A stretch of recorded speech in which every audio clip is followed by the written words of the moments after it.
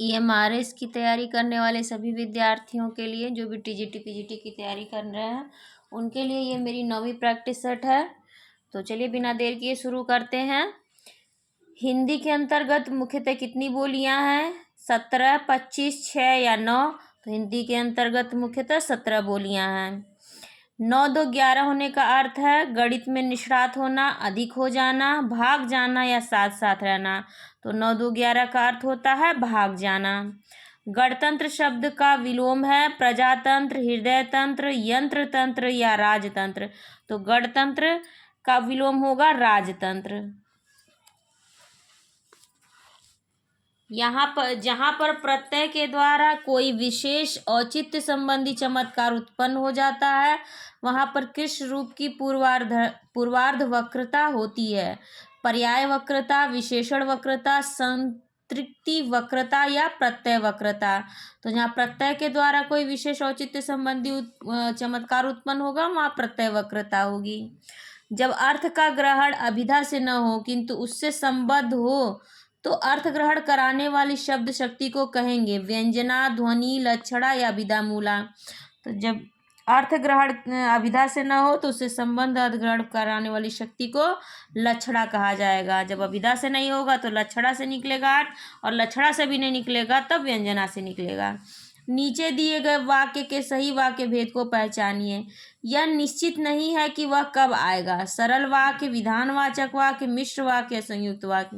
तो यह निश्चित नहीं है कि वह कब आएगा। ये दूसरा उपवाक्य पहले वाक्य पर आश्रित है अतः मिश्र वाक्य है। नीचे दिए गए शब्द में प्रयुक्त संधि का भेद सही विकल्प चुनिए। चतुष्पाद, तो देखिए जहाँ पे आधा श आपको मिले, या श वाला जहाँ पे आता है कोई भी श आधा, तो वहाँ पर विसर्ग संधि होती है। चतुर्धनपाद। निम्नलिखित वाक्य में विधेय का सही विकल्प पहचानिए। युवराज ने एक ओवर में 6 छक्के लगाए। तो वाक्य के दो अंग होते हैं, एक विधेय होता है और एक उद्देश्य होता है। तो उद्देश्य युवराज है और विधेय है इसमें एक ओवर में 6 छक्के लगाए। तो युवराज ने एक ओवर में, बी है 6 छक्के लगाए, एक ओवर में 6 छक्के लगाए युवराज। तो इसका उत्तर होगा एक ओवर में 6 छक्के लगाए। हिंदी की स्पर्श, घोष, महाप्राण, ओष्ठ, व्यंजन ध्वनि कौन है? तो इतना ज़्यादा देखने की जरूरत नहीं है। स्पर्श, घोष, महाप्राण, ओष्ठ है। उच्चारण स्थान देख लीजिए, तो भ का उच्चारण स्थान ओष्ठ है, ठ का मूर्धा है, थ का दंत है और ह का कंठ है। तो ओष्ठ एक ही ध्वनि है ही है भ, तो यही हमारा उत्तर हो जाएगा।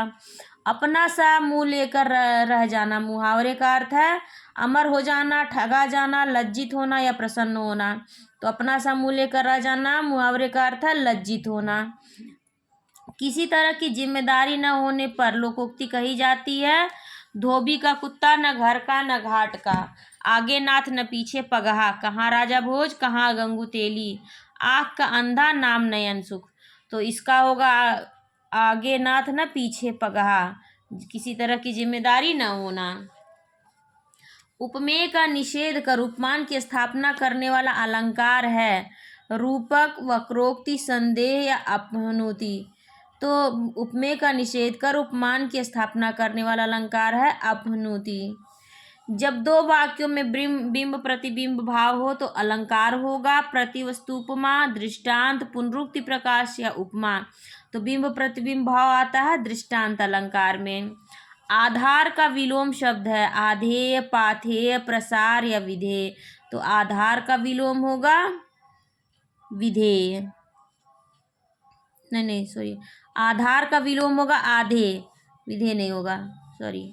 इंद्रजालिक शब्द का सही सटीक अर्थ है चमत्कारी, भ्रामक, जादूगर या प्रवंचक। तो इंद्रजालिक का सही शब्द होता है जादूगर। अब्ज का अर्थ है कमल और अब्द का अर्थ होगा शस्त्र, वर्ष, टलीर और यक्ष। तो अब्ज का अर्थ होता है कमल और अब्द का अर्थ होता है वर्ष।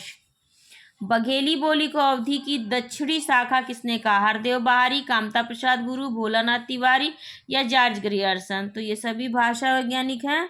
हरदेव बहारी ने बघेली को दक्षिणी शाखा कहा। हिंदी को राष्ट्रभाषा घोषित करने वाले अहिंदी भाषी प्रस्तावक का नाम है दलीप सेन, गोपाल स्वामी अयंगर, महात्मा गांधी या आचार्य शुक्ल। तो हिंदी को राष्ट्रभाषा घोषित कराने वाले अहिंदी भाषी प्रस्तावक का नाम है गोपाल स्वामी अयंगर। देवनागरी लिपि को कहा जाता है चारण नागरी, ब्राजील लिपि, लोक नागरी या रोमन लिपि। तो देवनागरी को चारण नागरी भी कहा जाता है। निम्नलिखित में से किस कवि का संबंध नवगीत विधा से नहीं है? कुमार रविंद्र, गिरिधर राठी, वीरेंद्र मिश्र या महेश्वर तिवारी। तो नवगीत विधा से गिरिधर राठी का संबंध नहीं है। आत्मजयी की कथा वस्तु निम्नलिखित में से किस पर आधारित है? छांदोग्य उपनिषद, कठोपनिषद, केनोपनिषद या बृहदारण्यकोपनिषद। तो आत्मजयी की कथा वस्तु कठोपनिषद पर आधारित है। संगीनों का साया किसका काव्य संग्रह है? राहुल सांकृत्यायन, प्रभाकर माचवे, अज्ञेय या यशपाल का। तो संगीनों का साया ये प्रभाकर माचवे का काव्य संग्रह है। कबीर के उपरांत हर विध्वंसकारी और जनविरोधी शक्ति को सर्वाधिक खुली चुनौती देने वाले साहित्यकार हैं? निराला, नागार्जुन, दिनकर या हरिऔध। तो कबीर के उपरांत हर विध्वंसकारी और जनविरोधी शक्ति को सर्वाधिक खुली चुनौती दी थी नागार्जुन जी ने। निराला जी के द्वारा रचित कविता खंडहर के प्रति निम्न में से किस प्रकार की कविता है? प्रेम गीत, रौद्र रूपी कविता, संबोधन गीत या व्यंग्य गीत। तो खंडहर के प्रति ये संबोधन गीत है निराला जी का। मैथिली शरण गुप्त के किस ग्रंथ में लक्ष्मण की पत्नी उर्मिला का सुंदर चरित्र वर्णन है? भारत भारती, द्वापर, पंचवटी या साकेत। तो उर्मिला का सुंदर चित्रण साकेत में हुआ है। नवजागरण के अग्रदूत हिंदी के किस कवि को कहा जाता है? शिव प्रसाद सितारे हिंद, भारतेंदु हरिश्चंद्र, आचार्य महावीर प्रसाद द्विवेदी, बाबू मैथिली शरण गुप्त। तो नवजागरण का अग्रदूत भारतेंदु हरिश्चंद्र को कहा जाता है।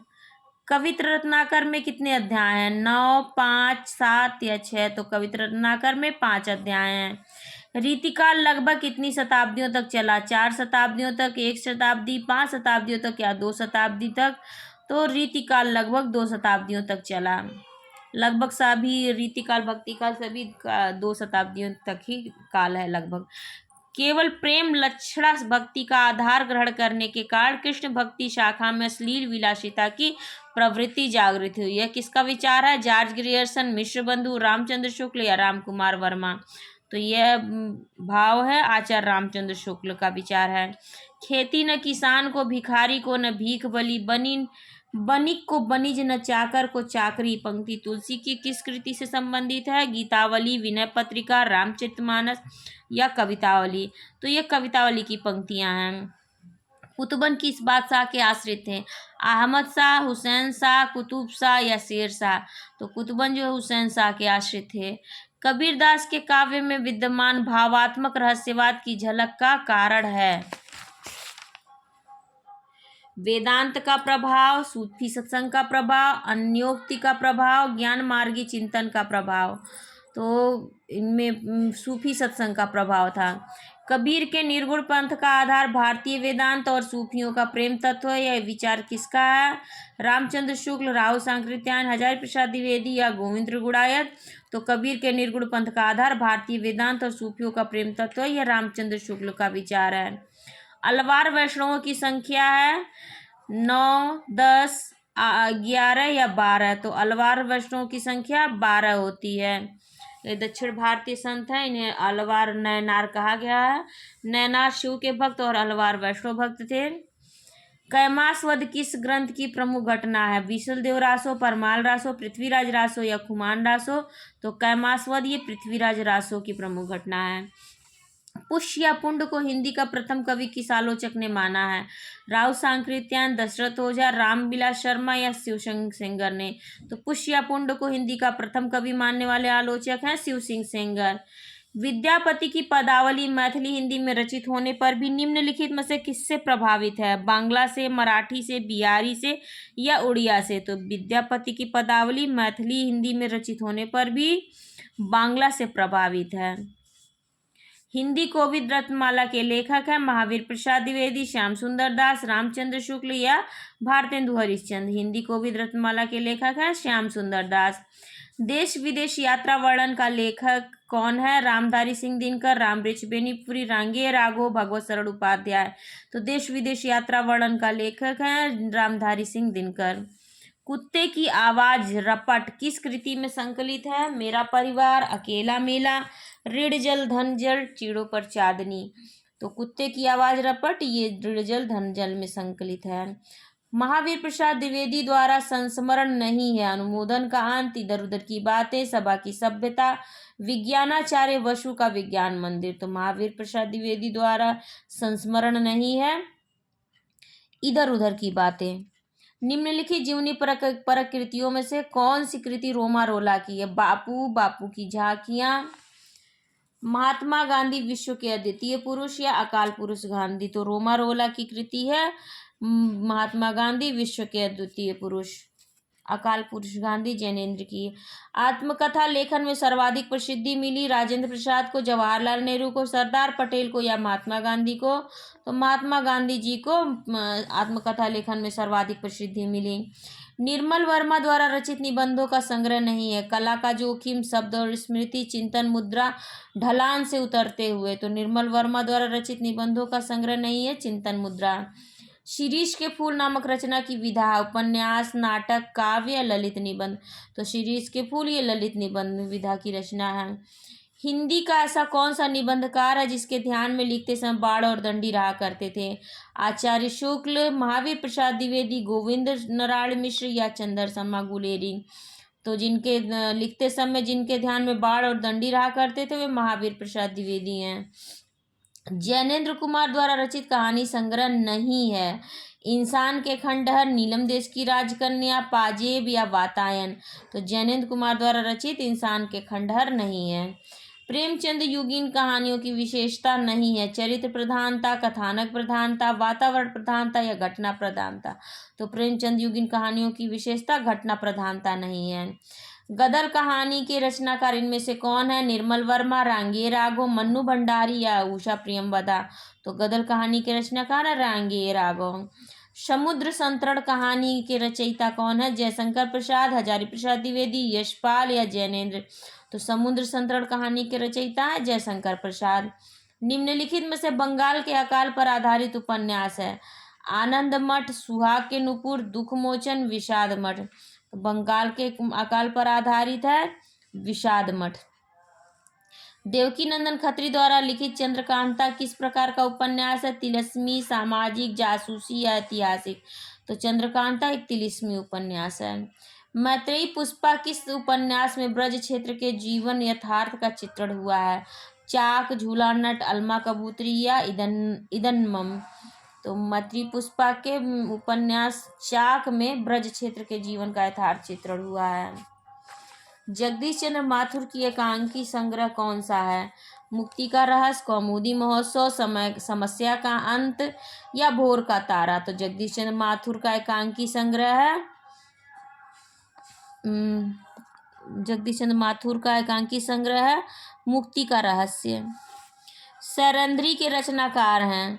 सियाराम शरण गुप्त, मैथिली शरण गुप्त, माखनलाल चतुर्वेदी, या नरेश शर्मा? सैरंध्री के रचनाकार हैं सियाराम शरण गुप्त। भारतेंदु नाटक मंडली द्वारा अभिनीत पहला नाटक है? सत्य हरिश्चंद्र, विद्या सुंदर, भारत दुर्दशा, या सती प्रताप? भारतेंदु नाटक मंडली द्वारा पहला अभिनीत नाटक है सत्य हरिश्चंद्र। लाल चंद्रिका के रचनाकार है लल्लू लाल, सदल मिश्र, गंगा प्रसाद शुक्ल, राजा शिव प्रसाद, सितारे हिंद? तो लाल चंद्रिका लल्लू लाल जी की रचना है। निम्नलिखित में से कौन फोर्ट विलियम कॉलेज के भाषा मुंशी नहीं थे? लल्लू लाल, सदल मिश्र, सदाशुकलाल, राजा शिव प्रसाद सितारे? तो शिव प्रसाद सितारे मिंद ये भाषा मुंशी नहीं थे फोर्ट विलियम कॉलेज में। 19वीं सदी में हिंदी खड़ी बोली के विकास में किस साहित्यकार ने महत्वपूर्ण भूमिका निभाई थी? अमीर खुसरो, ग्रियर्सन, सदल मिश्र, या मिश्र बंधु? तो 19वीं सदी में हिंदी खड़ी बोली के विकास में सदल मिश्र ने भूमिका निभाई थी। स्योपासना का विकास एवं राजपूतों की मानसिकता का चित्रण किस उपन्यास में किया गया है? रक्त की व्यास, ये प्यास होगा, सोमनाथ, आलमगीर, इनमें से कोई नहीं। तो स्योपासना एवं राजपूतों की मानसिकता का चित्रण सोमनाथ में हुआ है। अब गद्यांश पर आधारित प्रश्न आ गया। विज्ञान पर आधारित ये गद्यांश है। विज्ञान आज के मानव जीवन का अविभाज्य एवं घनिष्ठ अंग बन गया है। मानव जीवन का कोई भी क्षेत्र विज्ञान की अश्रुतपूर्व आविष्कारों से अछूता नहीं रहा। इसी से आधुनिक युग विज्ञान का युग कहलाता है। आज विज्ञान ने पुरुष और नारी, साहित्यकार और राजनीतिज्ञ, उद्योगपति और कृषक, पूंजीपति और श्रमिक, चिकित्सक और सैनिक, अभियंता और शिक्षक तथा मर्मज्ञ और तत्वज्ञ सभी को और सभी क्षेत्रों में किसी न किसी रूप में अपने अप्रतिम प्रदेश से अनुग्रहित किया है। आज समूचा परिवेश विज्ञानमय हो गया है। विज्ञान के चर गृहिणी के रसोई घर से लेकर बड़ी बड़ी प्राचीरों वाले भवनों और अट्टालिकाओं में ही दृष्टिगत नहीं होते, प्रत्युत वे स्थल और जल की सीमाओं को लांघकर अंतरिक्ष में भी गतिशील हैं। वस्तुतः विज्ञान अद्यतन मानव की सबसे बड़ी शक्ति बन गया है। इसके बल से मनुष्य प्रकृति और प्राणी जगत का शिरोमणि बन गया है। विज्ञान के अनुग्रह से वह सभी प्रकार की सुविधाओं और संपदाओं का स्वामित्व प्राप्त कर चुका है। अब वह ऋतुओं के प्रकोप से भयाक्रांत और संतृप्त नहीं है। विद्युत ने उसे आलोकित किया, उष्णता दी, बटन दबाकर किसी भी कार्य को संपन्न करने की ताकत भी दी है। मनुष्य के विविध साधन उसे सुलभ हैं। यातायात एवं संचार के साधनों के विकास से समय और स्थान की दूरियां बहुत कम हो गई हैं और समूचा विश्व एक परिवार सा लगने लगा है। कृषि और उद्योग के क्षेत्र में उत्पादन की तीव्र वृद्धि होने के कारण आज दुनिया पहले से अधिक धन धान्य से संपन्न है। शिक्षा और चिकित्सा के क्षेत्र में विज्ञान की देन अभिनंदनीय है। विज्ञान के सहयोग से मनुष्य धरती और समुद्र के अनेक रहस्य हस्तामलक करके अब अंतरिक्ष लोक में प्रवेश कर चुका है। सर्वोपरि विज्ञान ने मनुष्य को बौद्धिक विकास प्रदान किया है और वैज्ञानिक चिंतन पद्धति दी है। वैज्ञानिक चिंतन पद्धति से मनुष्य अंधविश्वासों और रूढ़ि परंपराओं से मुक्त होकर स्वस्थ एवं संतुलित ढंग से सोच विचार कर सकता है और यथार्थ और सम्यक जीवन जी सकता है। इससे मनुष्य के मन को युगों के अंधविश्वासों, भ्रमपूर्ण और दकियानुसी विचारों, भय और अज्ञानता से मुक्ति मिली है।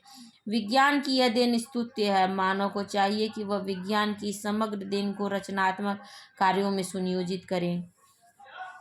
विज्ञान मानव की सबसे बड़ी शक्ति इसलिए कही गई है क्योंकि इसके बल से मनुष्य विद्युत शक्ति का स्वामी हो गया है, प्रकृति और प्राणी जगत का सिरमौर है, सभी भौतिक सुविधाओं से संपन्न है, अंतरिक्ष के क्षेत्र में हस्तक्षेप कर सकता है। ये हस्तक्षेप लिखा है, हस्तक्षेप कर सकता है।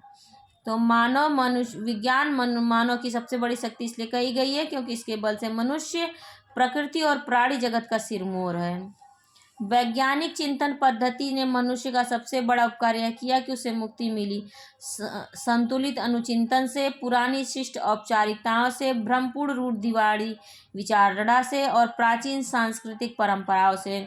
तो वैज्ञानिक पद्धति ने मनुष्य का सबसे बड़ा उपकार यह किया कि उसे मुक्ति मिल गई है भ्रमपूर्ण रूढ़िवादी विचारधारा से। विश्व के परिवारवाद लगने का प्रमुख कारण है यातायात एवं संचार साधनों का विकास, विज्ञान की गतिशील शक्तियाँ, विज्ञान की जीवन से घनिष्ठता, विश्व बंधुत्व की भावना का विकास। तो विश्व के परिवारवत लगने का प्रमुख कारण है यातायात एवं संचार के साधनों का विकास।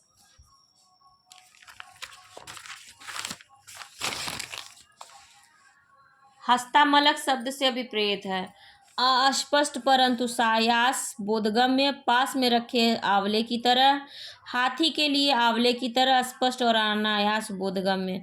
हस्तामलक का शब्द से विपरीत है स्पष्ट और अनायास बोधगम्य। वैज्ञानिक चिंतन पदबंध से आशय है परंपरागत चिंतन, भावात्मक चिंतन, वैज्ञानिकों द्वारा किया गया चिंतन या स्वस्थ एवं संतुलित चिंतन। तो वैज्ञानिक चिंतन पदबंध से आशय है स्वस्थ एवं संतुलित चिंतन से। ड्राइंग के अलावा कौन से कौशल चित्र श्रुति लेख में देखे जाते हैं? चित्र श्रुति लेख में देखे जाते हैं पढ़ना, गाना, बोलना या सुनना।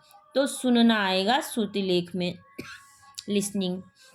सर्वेक्षण करने से संबंधित गतिविधि में कौन सी दो गतिविधियां शामिल हैं? सुनना तथा बोलना, लिखना तथा बोलना, सुनना तथा रटना, सुनना तथा लिखना। तो सर्वेक्षण करने से संबंधित गतिविधि में सुनना तथा बोलना आएगा, लिसनिंग एंड स्पीकिंग। अंग्रेजी भाषा भारत में महत्वपूर्ण भूमिका निभाती है। इस कथन के पीछे का कारण क्या है? अंग्रेजी वाणिज्य की भाषा है, अंग्रेजी में दक्षता एक प्रतिष्ठित और विशिष्ट व्यक्तित्व का अंग है, या अंग्रेजी का उपयोग शिक्षा के माध्यम के रूप में किया जाता है। तो ये तीनों ही आएंगे। ऑप्शन बी होगा 1, 2 और 3 तीनों सही। विभिन्न परिवारों की भाषाओं के बीच भाषाई आदान प्रदान के परिणाम निम्नलिखित हैं। गूंज शब्द, पदों की पोस्ट, सभी भारतीय भाषाओं में समान शब्द या पुनरावर्ती शब्दों की उत्पत्ति। देखिए, विभिन्न परिवारों की भाषाओं के बीच भाषाई आदान प्रदान का परिणाम। तो देखिए ऑप्शन नंबर 3 तीसरे पॉइंट में दिया है सभी भारतीय भाषाओं में समान शब्द। तो सभी भारतीय भाषाओं में समान शब्द नहीं होते, तो तीसरा गलत है। तो पहला, दूसरा और चौथा जिसमें होगा पहला, दूसरा, हाँ पहला, दूसरा, चौथा, ये सही हो जाएगा। आज आप एक दुकान पर कुछ खरीद रहे हैं, वहां आप दो व्यक्तियों को बोलते सुनते हैं। कौन सी निम्नलिखित बातें आप उन दो व्यक्तियों के बारे में सुनकर सीख सकते हैं? ऐसा बहुत लोग, बहुत बार, बहुत क्या हमेशा होता है, सबके साथ होता है कि वह अमीर है या गरीब है। क्या आप ये जान पाते हैं उनकी बातों से कि वह किस स्थान से है, कि उनकी शैक्षिक स्थिति क्या है। तो उपर्युक्त तीनों बातें हम उनके बारे में सीखते हैं। तो 1, 2 और 3 तीनों सही हो जाएगा इसमें से। निम्नलिखित में से किसे भाषा की विशेषताएं कहा जा सकता है? भारत जैसे देश में पूरे राज्य में भाषा पूरी तरह समान है, तो ये गलत हो जाएगा। पूरे देश में एक समान भाषा नहीं है। भाषा बोलने वाले की सामाजिक पहचान को प्रकट करती है। जी हाँ, जब हम बोलते हैं तो हमारे शब्द चयन से पता चलता है कि हम किस स्थान से हैं, भी बात पता चलती है, यानी कि दूसरा और तीसरा सही होगा। तो पहला, दूसरा, तीसरा, पहला और तीसरा ऑप्शन सी में सही हो जाएगा। नई शब्दावली को पेश करने के लिए निम्नलिखित में से किस नई तकनीक का उपयोग किया जा सकता है? अनुवाद करना, सार ज्ञात करना, अनुवाद करना या सार ज्ञात करना। तो नई शब्दों को सीखने के लिए दोनों जरूरी है। तो ऑप्शन बोथ सी में, डी में है। शब्दावली का अभ्यास करने और जांच करने में कौन सी गतिविधि शामिल है? शब्दों को चित्रों से मिलाना या खेलों का अनुमान लगाना। तो ये दोनों, शब्दावली का अभ्यास और जांच करने में ये दोनों गतिविधियां शामिल होंगी। तो ऑप्शन सी में है 1 तथा 2 दोनों। बच्चों के साथ बातचीत का विस्तार करने के का क्या तात्पर्य है? बच्चों द्वारा बोले गए शब्द वयस्कों द्वारा बढ़ाए जाते हैं। जब बच्चे बोलते हैं तो उनकी बोली जाने वाली भाषा को सुधारें। बच्चों से पूछे गए सवालों के एक शब्द के जवाब को स्वीकार करने के लिए, और प्रत्येक बच्चे के साथ बातचीत करें जो कई बार आगे पीछे जाता है। तो ऑप्शन डी सही होगा। बच्चों के साथ बातचीत का विस्तार करने का क्या तात्पर्य है? संक्षिप्त विवरण को पढ़ना और विस्तृत ज्ञानमय उत्तर देना कहलाता है। तेज पढ़ना, स्कीमिंग, गहन पढ़ना या स्कैनिंग। तो संक्षिप्त विवरण को पढ़ना और विस्तृत ज्ञानमय उत्तर देना कहलाता है स्कीमिंग। नई शिक्षा नीति के अनुसार किस वर्ष तक 3 से 18 वर्ष के आयु वर्ग के सभी बच्चों एवं किशोरों को गुणवत्तापूर्ण व समावेशी शिक्षा प्रदान करने का लक्ष्य रखा गया? 2025, 2026, 2030 या 2035? तो 2030 तक ये लक्ष्य रखा गया है। नई शिक्षा नीति 2020 समकालीन नीतियां सीखने के लिए किस शिक्षा शास्त्र को प्रस्तावित करती हैं? अनुभवात्मक, शिक्षक केंद्रित, व्यवहारवादी या पाठ्य पुस्तक केंद्रित? तो नई शिक्षा नीति 2020 ये व्यवहारवादी, प्रैग्मेटिज्म शिक्षा की धारणा को प्रस्तावित करती है। नई शिक्षा नीति के अनुसार वोकेशनल कोर्स किस कक्षा से शुरू किए जाएंगे? तो नई शिक्षा नीति में वोकेशनल कोर्स कक्षा 6 से शुरू किए जाएंगे। कक्षा 6 से शुरू किए जाएंगे। मानव संसाधन विकास मंत्रालय का नया नाम क्या है? शिक्षा मंत्रालय। तो हमारा पहला ही ऑप्शन सही हो गया, शिक्षा मंत्रालय इसका नाम कर दिया गया है, मानव संसाधन मंत्रालय का नाम। 1986 में लागू द्वितीय शिक्षा नीति में संशोधन किस वर्ष किया गया? 1990, 91, 92 या 95? तो 86 की शिक्षा नीति में द्वितीय संशोधन 1992 में हुआ। अपनी खिचड़ी अलग पकाना का अर्थ है अनर्गल बातें करना, सबसे अलग रहना, अपने ही काम में लगे रहना, मनमानी करना। तो अपनी खिचड़ी अलग पकाना यानी कि सबसे अलग रहना। देव जो महान है यह किस समास का उदाहरण है? कर्मधारय, बहुव्रीहि, तत्पुरुष या अव्ययीभाव? तो देव जो महान है अर्थात देवात्मा, ये कर्मधारय समास का उदाहरण है। निम्नलिखित शब्दों में से दीर्घ संधि को पहचानिए। पुस्तकालय, सदगति, दिग्दर्शन या उज्ज्वल? तो बाकी सब व्यंजन संधि हैं, पुस्तकालय ये दीर्घ स्वर संधि है। जिसका शत्रु पैदा न हुआ हो के लिए एक शब्द है शत्रुहीन, अशत्रु, निशत्रु या अजात शत्रु। तो जिसका शत्रु न पैदा हुआ हो उसका होता है अजात शत्रु उसके लिए। इनमें से अश्व का पर्यायवाची कौन सा नहीं है? तुरंग, कुरंग है या सैंधव? तो कुरंग नहीं होता अश्व का पर्यायवाची। इनमें से अनुग्रह शब्द का विलोम है आग्रह, संग्रह, ग्रहण या विग्रह। तो अनुग्रह का विलोम होगा विग्रह। निम्नलिखित शब्दों में से विशेषण शब्द है पांचवा, प्रपंच, सरपंच या पहुँच। तो विशेषण शब्द है इसमें पांचवा। कौन सा सर्वनाम का भेद नहीं है? पुरुषवाचक, गुणवाचक, निजवाचक या प्रश्नवाचक। तो सर्वनाम के भेद में गुणवाचक नहीं आता है बल्कि ये विशेषण है। वर्तनी की दृष्टि से कौन सा शब्द सही है? ज्योत्सना, ज्योत्सना, ज्योत्सना, ज्योतिषना, ज्योत्सना। तो ज्योत्सना आधा त और आधा स जिसमें है ये वाला ऑप्शन सही होता है ज्योत्सना का। माँ ने पिताजी से सामान मंगवाया। यहाँ क्रिया का कौन सा रूप है? अकर्मक क्रिया, आज्ञार्थक क्रिया, द्विकर्मक क्रिया या प्रेरणार्थक क्रिया। तो जब हम किसी से कोई कार्य करवाते हैं तो वहाँ प्रेरणार्थक क्रिया होती है। पंजाब में हिंदी का प्रचार किसने किया? सदल मिश्र, सदाराम फिल्लौरी, लल्लू लाल ने या राजा राम मोहन राय ने। तो पंजाब में हिंदी का प्रचार करने वाले थे श्रद्धाराम फिल्लौरी। 19वीं सदी में हिंदी खड़ी बोली के विकास में किस साहित्यकार ने महत्वपूर्ण भूमिका निभाई? देखिए ये प्रश्न रिपीट हो गया है, इसी सेट का है सदल मिश्र। काव्य की शोभा बढ़ाने वाले धर्मों को अलंकार कहते हैं। इस युक्ति में प्रयुक्त धर्म का क्या अर्थ है? मजहब, गुण, सत्कर्म या कर्तव्य। तो धर्म का अर्थ होता है गुण। किस छंद में 4 से अधिक चरण होते हैं? रोला, बरवय, छप्पा या सोरठा। तो छप्पा में 6 चरण होते हैं। सहृदय की अवधारणा किस संप्रदाय से संबंध है? ध्वनि, अलंकार, रस या वक्रोक्ति। तो सहृदय ध्वनि संप्रदाय से संबंधित है। स्वर संधि के कितने प्रकार होते हैं? 2, 3, 4 या 5। तो स्वर संधि के 5 भेद हैं। दीर्घ, गुण, यड़, वृद्धि, अयादि। जिस समास में पूर्व पद गौड़ तथा उत्तर पद प्रधान हो कौन सा समास कहलाता है?